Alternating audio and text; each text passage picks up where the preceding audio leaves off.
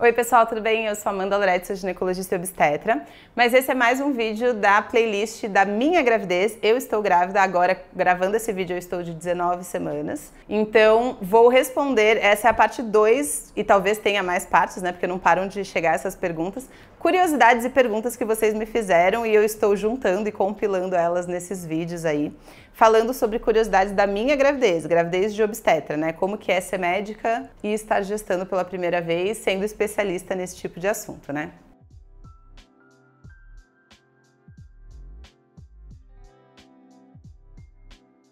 Já deixa um like aqui no vídeo, se inscreve no canal se você não é inscrita, me siga nas outras redes sociais se você quiser acompanhar aí meu dia a dia e também tem bastante conteúdo exclusivo para as outras redes, até educativos, né?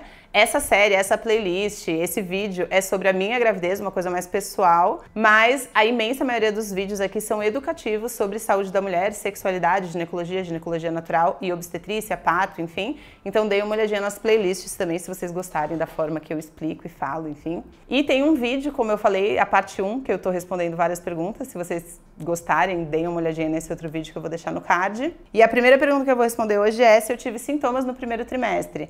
Eu tive muitos poucos sintomas e tem um vídeo detalhado aqui falando sobre os meus sintomas do primeiro trimestre. O que eu mais tive foi falta de ar e dificuldade de conseguir manter meus treinos. Eu treino muito.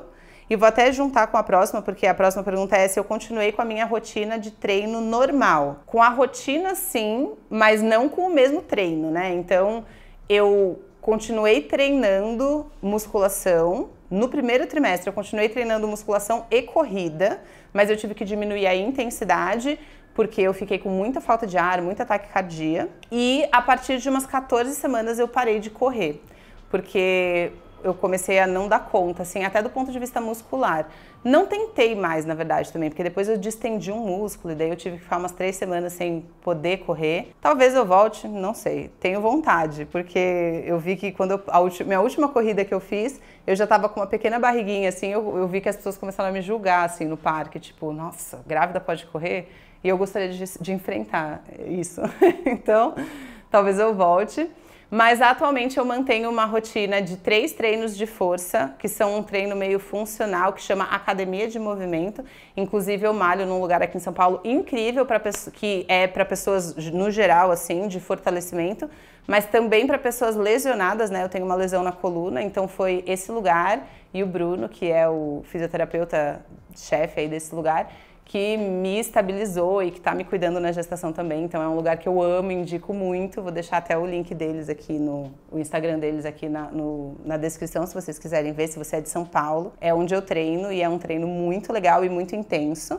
Então, óbvio que eu fiz algumas modificações para a segurança na gravidez e diminuir a intensidade tanto do tanto de peso que eu pego quanto da parte do aeróbico, mas eu mantenho fazendo meus treinos e o aeróbico. E respondendo a pergunta anterior do primeiro trimestre, o que mais eu tive foi isso, mas para mais detalhes assista o vídeo aí de sintomas do primeiro trimestre.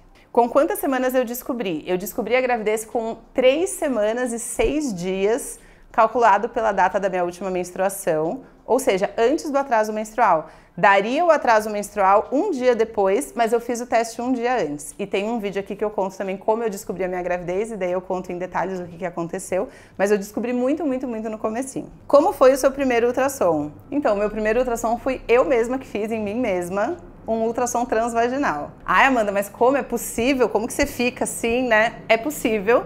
Eu já fazia o controle do meu DIU, eu tinha DIU de cobre antes, né? Eu tirei pra engravidar. E eu já fazia o controle do DIU sozinha, eu em mim mesma. Então, eu vou até dizer pra vocês uma curiosidade, que é mais fácil fazer um ultrassom em mim mesma, transvaginal, do que pela barriga. Porque o transvaginal é mais fácil, quando você tem experiência, de entender direita e esquerda.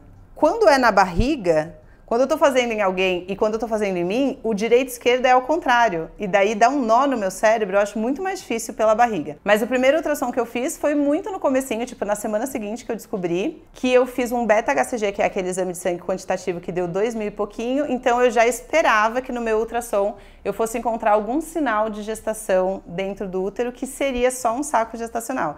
E daí eu fiz o meu primeiro ultrassom, vou até deixar a foto aqui da minha bolinha, eu chamava ela de bolinha, e identifiquei um saco gestacional dentro do meu útero de 6 milímetros. Então, tipo, uma micro coisinha, assim, mas que já me mostrava que a minha gravidez estava no útero, que é algo que eu fiquei muito feliz de saber. Ah, e o meu primeiro ultrassom oficial, que não fui eu mesma fazendo em mim mesma, foi com 6 semanas e meio, mais ou menos, que eu fui num laboratório para ter um laudo direitinho para mandar para os meus médicos, né? Como eu contei para minha família? Eu não contei para minha família imediatamente. No dia que eu descobri, eu contei só para minha irmã, que é a Tuca Loretti, que mora lá no Canadá, e quando ela engravidou, ela também contou pra mim imediatamente, assim, então foi muito legal. Inclusive, essa é a foto da reação dela, ela odeia, eu postei essa foto no Instagram, mas é muito boa essa foto, foi o momento aí que eu contei pra ela por vídeo. E a gente só contou pros nossos pais com 6 semanas, mais ou menos. Então, umas 2 semanas depois da gente ter descoberto, e a gente fez um jantar aqui em casa e comprou uma caixinha com um sapatinho e um cartãozinho, assim, dizendo vocês vão ser avós. E foi bem emocionante, assim, foi bem legal. E daí, pro irmão do Henrique, a gente também contou um pouquinho antes desse jantar. E foi assim que eu contei pra minha família mais próxima. E daí, a gente só contou pras outras pessoas da família, tipo tios, primos, avós, com 12 semanas e pouquinho após o morfológico. Então eu fiz o que eu recomendo que as gestantes façam no consultório, né? Para as pessoas muito próximas eu contei antes, para alguns amigos eu contei antes do morfológico, mas no geral eu contei só depois do morfológico normal, para família e amigos assim, e no meu trabalho. E para a internet eu contei só com 17 semanas, que foi um tempinho depois, assim. Essa é uma pergunta que eu recebi de mais de uma pessoa. Se eu tenho um médico ou se eu faço o meu próprio pré-natal. Gente, é claro que eu não faço o meu próprio pré-natal. Isso seria algo bem irresponsável. Não sei se vocês já ouviram falar que quando você tá lidando com coisas sobre o seu próprio corpo, você fica meio burra. É verdade isso, tá? Por exemplo, quando eu fiz o teste de gravidez, eu conto isso no vídeo de como eu descobri, né? Tinha um fraco positivo. E eu fiquei assim, meu Deus, será que isso é positivo? Mostrei pro meu marido e meu marido falou assim, Amanda, você não fala todo dia para suas pacientes que o fraco positivo é positivo? Deu, mas vai que tá errado no meu caso, sabe? Então, enfim, claro, eu tenho uma equipe de parto, eu vou até fazer um vídeo contando quem são eles e como eu escolhi essa equipe, né? Mas eu tenho médica, eu tenho parteira, eu tenho uma doula, eu tenho uma fisiopélvica e eu tenho uma equipe de anestesia que talvez vai estar no meu dia se eu precisar de anestesia. E eu tenho pediatra, então eu tenho uma equipe de parto humanizado completa que está me acompanhando já desde o início e que no dia do meu parto, independente do que aconteça, vão estar lá comigo. Qual vitamina eu tomo e quais eu tomei antes de engravidar? Eu tomei só o que realmente é necessário ou coisas que eu já tomava porque eu já tomava independente de ser tentante. Então o que eu tomo faz muitos anos, eu tomo magnésio antes de dormir e eu tomo creatina para ganho de massa magra e manutenção de músculos. E isso eu continuei tomando tanto quando eu estava tentando engravidar, quanto agora na gravidez ainda estou tomando. Na fase de tentante, eu estava tomando ácido fólico e daí eu não comprei só ácido fólico, eu comprei essas vitaminas pré-natais e tipo assim, gente, não faz diferença qual vitamina que você toma. O que importa é que tenha pelo menos 400 microgramas de ácido fólico ou metilfolato. Essa diferença entre ácido fólico e metilfolato, que causa uma puta briga na internet, é mito e isso não existe evidência científica de que faça diferença você usar metilfolato em vez de ácido fólico, mas é a típica coisa que assim, não vale a pena brigar? Quer tomar metilfolato? Toma metilfolato. Eu tomei ácido fólico, que é o que a ciência diz que é o que tem que tomar, mas também tomaria metilfolato se fosse o mais barato. Como que eu fazia?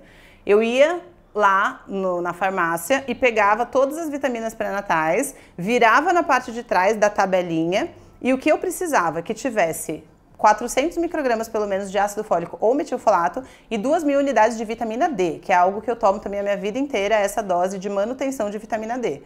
E daí eu via, separava todas as que tinham 2.000 de vitamina D e pelo menos 400 de metilfolato e daí eu comprava mais barata. Foi isso que eu fiz até 12, 14 semanas mais ou menos. Daí eu parei com o ácido fólico, o metilfolato e com esses polivitamínicos gestacionais e comecei a tomar AS e cálcio. AS nem é suplemento, né? É remédio. E suplementar cálcio, porque como eu estou tendo a minha primeira gravidez aos 35 anos, eu tenho alto risco de pré-eclâmpsia e eu preciso fazer a prevenção que é feita com AS e cálcio. Então, atualmente, eu tomo de manhã o cálcio, que eu tenho que tomar 2 ou 3 vezes por dia. Eu tomo cálcio, eu tomo creatina, eu tomo uma fibra solúvel para o intestino, assim, que nem é suplemento, mas é por causa da constipação. E à noite eu tomo o AS, o magnésio e mais um comprimido de cálcio. Então essas são as coisas que eu tomei/tomo. Eu fiquei ansiosa nas tentativas. Gente, eu não sei se foi nesse vídeo no anterior que eu contei que eu engravidei em 2 meses. Então eu, tipo, comecei a tentar, daí não deu certo, eu tive uma menstruação, daí deu certo. Foi isso. Então eu tive uma frustração, digamos assim, de não ter engravidado no primeiro mês, mas no segundo mês eu já engravidei.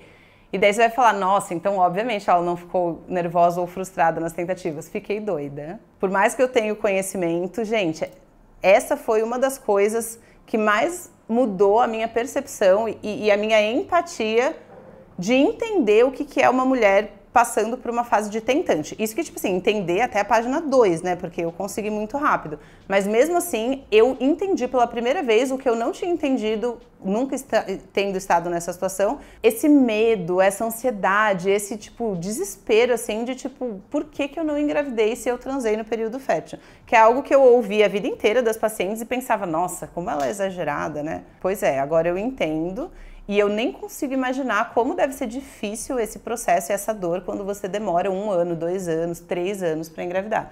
Então sim, eu fiquei ansiosa mesmo tendo sido super rápido e fiquei muito grata com o meu corpo e com o universo, enfim, de ter sido muito rápido e eu não ter que prolongar essas fases de tentativa que eu não gostei.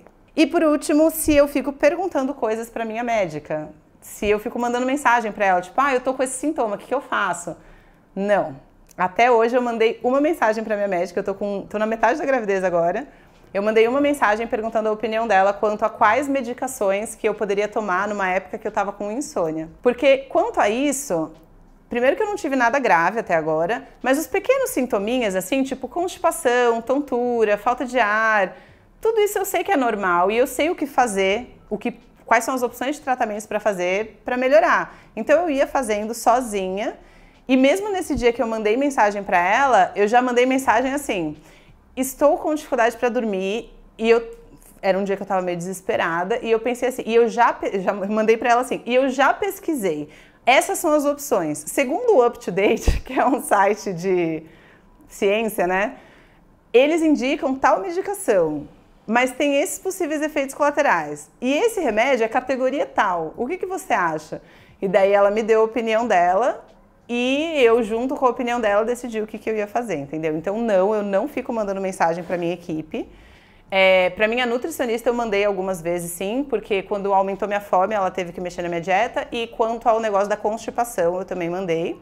Mas, no geral, a minha médica fala que eu sou a gestante menos demandante dela, porque eu nunca mando mensagem. Mas é porque tá indo tudo bem também, né? E as coisas mais chatinhas e simples, eu resolvo sozinha. Espero que vocês tenham gostado. Se tiverem mais perguntas dessas coisas mais pessoais, ou mesmo se surgiram dúvidas técnicas aqui nesse vídeo que vocês querem perguntar, podem deixar aqui embaixo e daí eu uso isso para gravar próximos vídeos. E até o próximo vídeo.